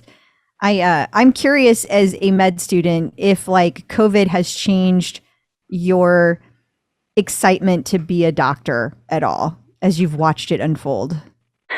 Yeah, I think it has a little bit. It's just kind of been deflating. Yeah. Obviously, like in the beginning, everyone's like healthcare heroes, like thank you for what you do. And now people are protesting outside hospitals. Now they're like, why won't you prescribe us livestock medicine? Oh, yes. Yeah. And I just think like, so I didn't get to mention this, but my dad's a transplant recipient. So he has no immunity. So it's just been, he actually just got his 3rd shot on Saturday. Great. So we're excited about that. But like it was so scary just waiting. My parents have done nothing since March. Have not gone to outdoor dining. They've done literally 0 things. So just like watching people do everything and like with people who know me and know our situation. And I'm just like, what? Like, I don't know. It's very frustrating. So I think the excitement kind of drained out a little bit, but I'm hoping it swings back. You know, people say they trust you to make their life-saving decisions, but won't trust you now when you say like, hey, listen, like this is your shot. So yeah, I think it's been a little bit deflating. I bet. I get it. Yeah. I do. And especially like I mentioned, I'm in it. I've made, how much debt have I paid already? There's no choice now. Right. Yeah. Right. You can't just be like, well, that was a nice thought. No, this is it. Yeah. I always look at it like I feel like I'm pretty good about knowing what I don't know. And so it's like, I don't know how to fix my car. So when it's not working, I take it to the guy that knows how to fix my car. I don't know anything about science. So when I need to know something about science, I go to the scientists. Yeah. You know, like it seems like a pretty rational way to approach that. Yep. One would think. I'm sure I'll get someone mad at me for saying it. I don't give a shit. Yeah, I mean, it's hard to be apologetic about. Yeah. I mean, it's just, to me, it's factual. It's not an opinion. But at any rate, we do respect other people's opinions, and we're not trying to start anything. It's just, I felt like that might be something that would be difficult. Like, I put myself in your position, and I see going through all that education, and like you said, putting yourself in that a major amount of debt, and then seeing everything that's happened. I mean, I would be deflated. I'm a little deflated just thinking about you doing it. Yeah. So, and it's not me, you know? So it's like, I just wanted to hear your thoughts on it. Yeah, to me, it makes perfect sense. But, you mentioned earlier that your, was it the director calls you by your leaderboard name? What is your leaderboard name? Oh, yeah. So it's Fit Happy Gabby with underscores in between. That's cute. Yeah. What happened was, so I made a fitness Instagram, I don't know, maybe 4 years ago before Peloton, just to share. When I was applying to med school, I don't know if you guys know, the application process is terrible. Really? I actually started training for a half marathon during it because I needed something to get my anxiety out. And I was just you study for this big test, you get one chance. It's just not a good time. You only get one chance to pass the test? So at my college, you needed to get, or to apply to med school, you need this thing called a committee letter. And Northeastern would only write you one if you took the test once. Whoa. Wow. So if you could take it again, but you had to wait a year. No So it was pressure. it was horrible. So I made this fitness Instagram and I named it Fit Happy Gabby. And it became a thing where my fiance's friends literally call me FHG. It's a thing now. So I was my Peloton name has to be that. That's a good one. That's amazing. Do you get shout outs? It seems like that would get shout. It's fun to say. Sometimes. I obviously shout outs were easier to come by before the pandemic. Sure. Which is fair. There's so many people. Yeah. And it's a little sad now, as rides get purged. I'm oh, bye. Yeah, I know. That was okay. a good shout out that's gone now. Yeah, but it's fine. And so I'll log into Zoom because we're half and half. Some of our lectures are Zoom. And she'd be oh, hey, Fit Happy Gabby. Hello. It's very fun. That's awesome. That's great. So do you have a preferred instructor? I feel I have 4 that I'm just go, or 4 or 6, or 10. I really like power zone training. Yeah. I think that I'm numbers driven. It makes sense to me. So I just finished the program again. It's the second time through the program. So I really like Matt for that. Yeah. And then Olivia to get my butt kicked. And Alex and Cody. I think on the bike are my top 4. That's an interesting mixture on the bike. That's a really interesting mixture because usually those that really like that number side don't, if in their top, I don't mean don't like it all, but usually that's not their go-to to have the party people on the other end of their spectrum. So I find that fascinating. Yeah, that says a lot about you that you really like to have fun, but you like your structure, which is perfect, I think, for being a doctor. Yeah. I feel like that is exactly what you want in a physician. Yeah, I think, I don't know. I was talking to somebody today. One reason I like the program is someone mentioned it on a ride. I forget, probably Matt, but I can get decision fatigue sometimes, I bet when I meal prep 10 meals on Sunday. So lunch and dinner is done, but I have to make decisions every day about which questions I'm going to do, what I'm going to read that day. When I'm in the hospital, obviously they're asking me so many questions. And then I get home and I just press, okay, next class in the program, that decision's out for me. So that's why I feel the power zone classes are they give me that structure, but the decision's made for me, so I get both. that makes perfect sense. Makes total to me. sense. Yep. So do you have any advice, prescriptions for people that are just now starting Peloton? I think trying everybody. I think I've taken a class. I took one German class, I think, when we during Peloton. Mm-hmm. Yeah, when we had to take a German class. But I think just trying everybody, seeing what you like. I think the strength training is sometimes underrated. I feel I've gotten so much stronger. Bike boot camp is my favorite. Yeah. So I think just being open-minded. That's great. Absolutely.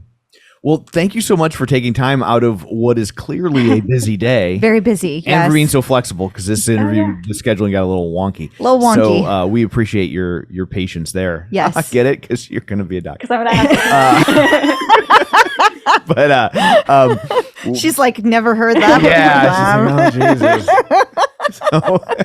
So before we let you go, where can people find you if you would like to be found? Yeah, Instagram. So it's just Fit Happy Gabby with underscores in between. And I think I just post food, Peloton things, day in the life of a medical student who likes to exercise. Oh, that's great. Awesome. Well, thank you so much for joining us. Yes. Thank you so much for having me. The Clip Out. So I guess that brings this episode to a close at last. It was a long one, but there was a lot. A lot to cover. A lot. Next week, we will be talking to Joey Ruggiero, and he is in Australia. So we're going to get the scoop from Peloton Australia. He's so Australian, they named him after a baby kangaroo. I know. How about that? So until next week, where can people find you? People can find me on Facebook at facebook.com/Crystal D. O'Keefe. They can find me on Instagram, Twitter, The Bike, and of course the Tread at Clip Out Crystal. And you can find me on Twitter at Roger Kubert or on Facebook at facebook.com/Tom O'Keefe. Find the show online, facebook.com/The Clip Out. While you're there, like the page, join the group, and of course, wherever you're getting your podcast from, be sure and follow us so you never miss an episode. So that's it for this one. Thanks for tuning in, and until next time, keep pedaling And running.